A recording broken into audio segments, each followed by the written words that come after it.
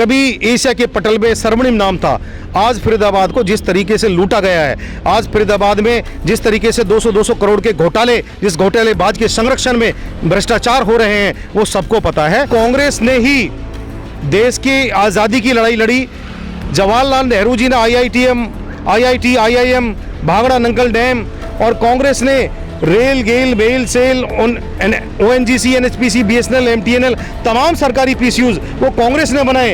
ये 1 इंच भूमि नहीं दे पाए गरीबों को। मीडिया के सर्वे में महेंद्र प्रताप जी 90% में हैं और कृष्ण पाल जी वो 10% में हैं, क्योंकि यहाँ पर हम मुद्दों की बात कर रहे हैं और मुद्दों पर देश की जनता जागरूक है। फरीदाबाद NCR के अंदर है, यहाँ का मतदाता बहुत जागरूक है। इंस्टाफीड का डिजिटल प्लेटफॉर्म देख रहे हैं आप, इसमें मैं हूँ आपके साथ तरुण तायल। जैसा कि आपको बता दें कि अभी हाल फिलहाल में कांग्रेस ने फरीदाबाद से लोकसभा प्रत्याशी जो है महेंद्र प्रताप को बनाया है। ऐसे में मेरे साथ कांग्रेस से जो है प्रदेश प्रवक्ता जितेंद्र चंडालिया मेरे साथ हैं। एक बार बातचीत करते हैं। जितेंद्र जी, बहुत बहुत स्वागत है आपका। धन्यवाद तायल जी। जितेंद्र जी, किस तरीके से आप देखते हैं, जिस तरीके से कांग्रेस ने इतनी लेट जो है टिकट दी है, तो क्या लगता है ऐसे में चुनाव का जो माहौल है वो क्षेत्र में पूरे तरीके से कांग्रेस बना पाएगी? देखिए तायल जी, ऐसा है कि एक कहावत है कि जनता जनार्दन होती है, आवाज़ आवाम नक्कारे खुदा। जो जनता की आवाज़ होती है वो उस ऊपर वाले की, रब की आवाज़ होती है। और रही आपके सवाल की बात, तो ये काम शीर्ष नेतृत्व का था और पूरे हिंदुस्तान के अंदर हर स्टेट का जिस तरीके से नंबर आता गया, उन्होंने उस तरीके से शीर्ष नेतृत्व ने टिकट वितरण का काम किया है। लेकिन बात रही देश के अंदर चुनावों की और चुनावों में जनता के साथ की।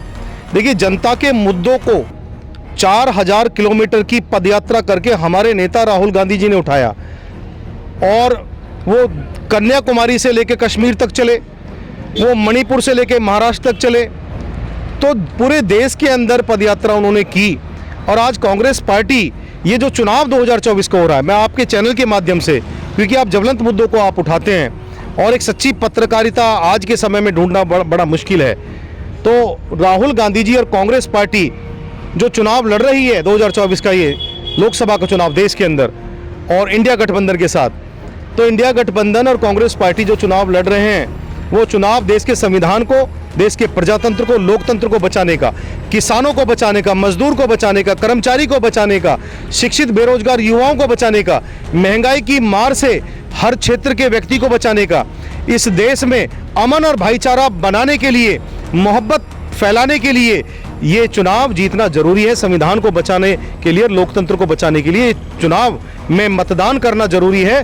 और हाथ के पंजे पर मैं अपील करूंगा आपके चैनल के माध्यम से कि जितने भी लोकसभा क्षेत्र के हमारे जो मतदाता हैं, वो कांग्रेस के विकास कार्यों को देखकर, क्योंकि कांग्रेस ने ही देश की आज़ादी की लड़ाई लड़ी।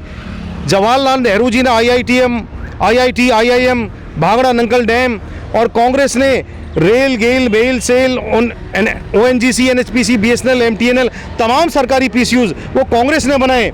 ये 1 इंच भूमि नहीं दे पाए गरीबों को।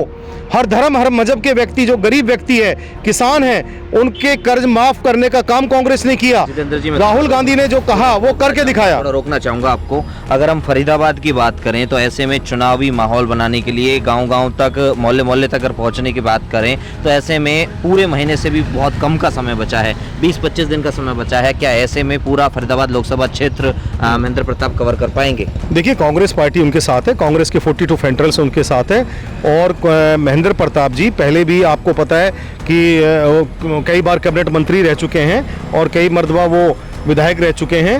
और लोकसभा की जो जनता है, जो सर्वे मीडिया का चल रहा है, ये मैं नहीं कह रहा, ये आप मीडिया कह रहे हैं, जो मीडिया का जो प्रजातंत्र लोकतंत्र में एक स्तंभ है, मीडिया के सर्वे में महेंद्र प्रताप जी 90% में हैं और कृष्ण पाल जी वो 10% में हैं, क्योंकि यहाँ पर हम मुद्दों की बात कर रहे हैं और मुद्दों पर देश की जनता जागरूक है। फरीदाबाद NCR के अंदर है, यहाँ का मतदाता बहुत जागरूक है और उनको टिकट मिलने से पहले ही महेंद्र प्रताप जी के लिए कांग्रेस पार्टी के कार्यकर्ता काम कर रहे थे, कांग्रेस के लिए काम कर रहे थे, और 25 दिन में पूरी लोकसभा क्षेत्र को वो नापेंगे। गांव-गांव, कस्बे-कस्बे, शहर-शहर, गली-गली, स्लम सेक्टर, हर क्षेत्र में वो जाएंगे और उनके साथ पूरी कांग्रेस जाएगी। एक भी क्षेत्र हम नहीं छोड़ेंगे, जागरूकता पैदा करने के लिए और कांग्रेस के लिए मतदान करने के लिए। कांग्रेस की एजेंडे की, तो कांग्रेस का एजेंडा तो सेट है, लेकिन अगर हम फरीदाबाद से कांग्रेस का एजेंडे की बात करें तो क्या एजेंडा है इस बार? देखिए, आपने देखा हमारा फरीदाबाद, ये बाबा फरीद की भूमि, ये संत सूरदास की नगरी, ये ऋषि पारासर की तपोस्थली, ये फरीदाबाद, ये औद्योगिक नगरी जो कहलाता है, कभी एशिया के पटल में स्वर्णिम नाम था। आज फरीदाबाद को जिस तरीके से लूटा गया है, आज फरीदाबाद में जिस तरीके से 200 करोड़ के घोटाले, जिस घोटालेबाज के संरक्षण में भ्रष्टाचार हो रहे हैं, वो सबको पता है कि किसके संरक्षण में घोटालेबाज पल रहे हैं, किस तरीके से ग्रेटर फरीदाबाद को लूटा गया, किस तरीके से धन अर्जित किया गया, किस तरीके से महंगाई, बेरोजगारी किस तरीके से अपने चरम पर है।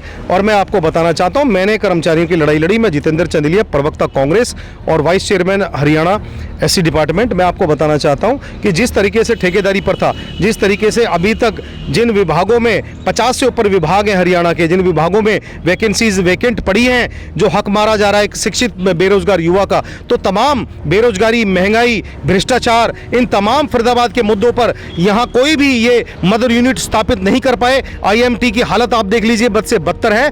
तो इन सभी मुद्दों पर भ्रष्टाचार जो इन्होंने बढ़ाया है, जो घोटाले इन्होंने किए हैं, तमाम फरीदाबाद के जनहित के मुद्दों पर कांग्रेस चुनाव लड़ेगी। जी, बहुत बहुत धन्यवाद जितेंद्र जी। देखिए, जिस तरीके से जो है अब लेट जो टिकट वितरण कांग्रेस ने किया है, लेकिन ऐसे में अब देखना ये होगा कि क्या 25 दिनों के अंदर पूरे फरीदाबाद लोकसभा को कांग्रेस कवर कर पाती है या नहीं। और बड़ा सवाल ये भी है कि जहां एक और कांग्रेस का देश के लिए एजेंडा तो सेट है, लेकिन अगर हम फरीदाबाद की बात करें तो फरीदाबाद से कांग्रेस किस एजेंडे को लेकर, किस मुद्दों को लेकर जो है जनता के बीच पहुंचती है और 25 दिन में किस तरीके से माहौल में खड़ा कर पाती है। मैं इंस्टाफीड से तरुण तायल।